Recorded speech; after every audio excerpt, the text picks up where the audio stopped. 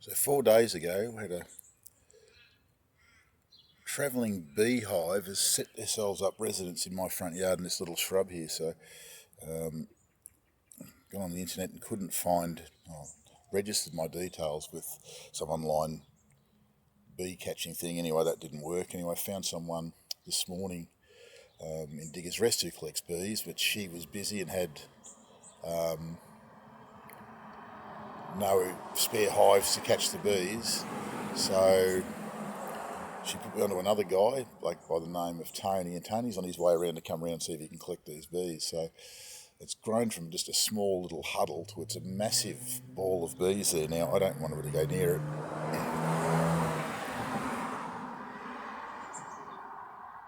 But yeah, so anyway, Tony comes around, we'll see if we can collect these bees and find them a new home, but they're not welcome here because I want to cut my grass anyway. If they run out of room in the current hive for the queen to lay eggs, they will, half the bees will leave with the current queen, Yeah, okay. and the bees will make maybe 5 or 10 new queens. Wow, okay. First one born will kill all the others, and that will be the queen for the. So she would have flown. She would have flown here and taken up residence on the tree, and they would have followed her. Or? Yeah, and they don't normally go far. Like somebody in the area is going to have bees. Yeah. The queen. Normally, There's plenty of bush around here, isn't there? There's plenty of places. Yeah. I think I've had bees in here in the front garden here. The lavender's stopped blooming now, but geez, I had there's thousands of bees here. I've got a hat there if you want to get close. No, not particular. I'm going to stand right over here. Yeah. Look, they don't normally sting when they've swarmed. They've got nothing to protect. So what they'll do, Is this a type of bee, or is there a specific type of bee that these are, or? These are European bees that were brought over here in the 1800s on ships. Yep. And we've got lots of native bees in Australia, but none of them make the honey like bees. Yeah, no, I remember I come from the farm. We had the little black bush bees down there that get into hollow logs and stuff like that. Yeah. Never produced a drop of honey. No, they don't. And people have them as pets. Oh, okay. You know, just not for the honey, but look, I've got about 20 hives, but it's not about the honey for me either. I just find it fascinating. Now I I'm not allergic, but I do blow up if I get bitten. Yeah. But I've been bitten for bloody 30 years. On the farm, I was as a kid, I was mucking around with things and getting bitten on the feet or whatever. Yeah, look, I've had a few over the years. Or stings, I should say, not bites. I do have my vacuum with me if we need to vacuum them. Okay, interesting. I'm going to stand right over here. Hopefully, maybe not.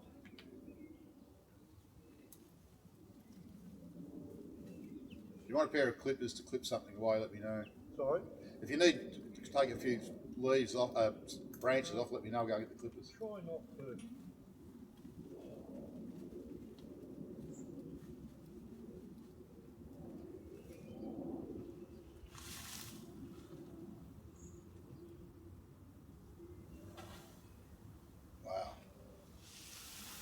Whoa, look at them all. They've been there a while, they're building comb. Oh, are they? Yeah, about 4 or 5 days, I reckon. That stirred them up.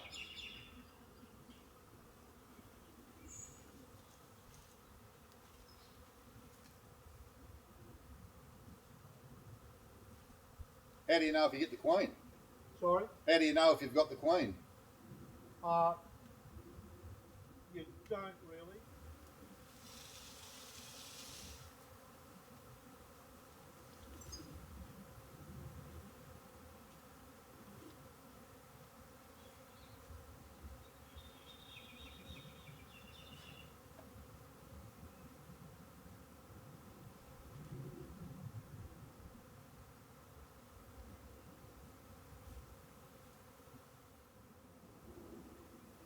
They've definitely been here a few days. Yeah, I think they came in last Tuesday, I reckon it was. Is that they build comb pretty quickly, Yeah, okay. and they don't normally build comb when they've swarmed. Right. Most unusual. Chill out. Yeah. Then we take them and put them in a hive.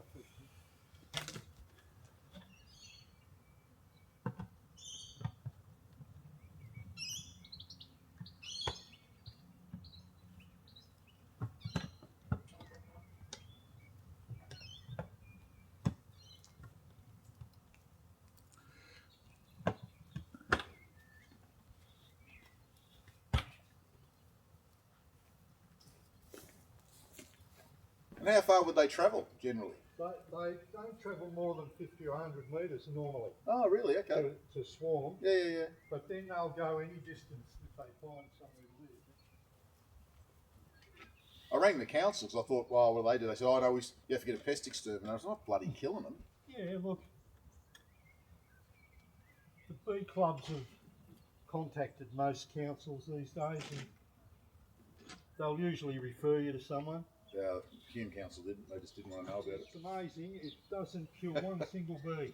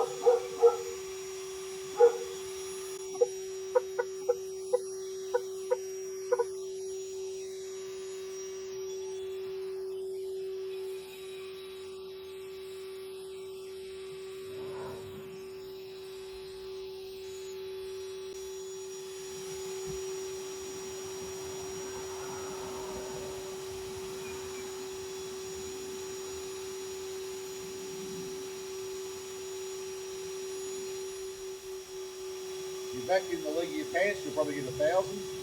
Sorry? If you vacuum the leg of your pants, you'll get 1,000. Have a look at it all. Not hearing you over that. I say, well, if you vacuum your pants, you'll get most of them. Oh, yeah.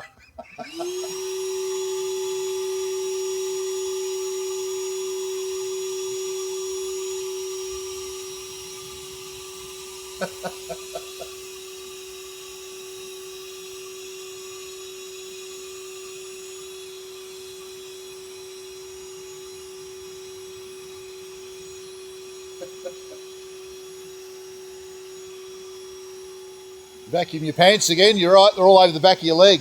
On the other leg.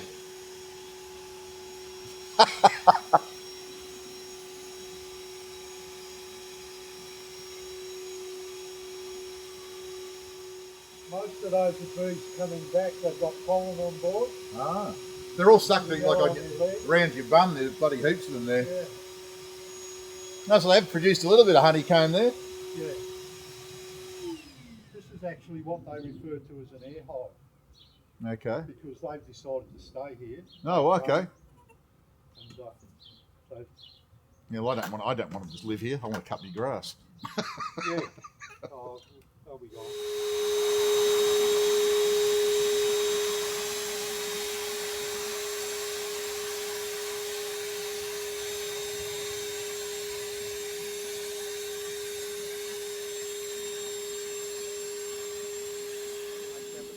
Yeah, okay.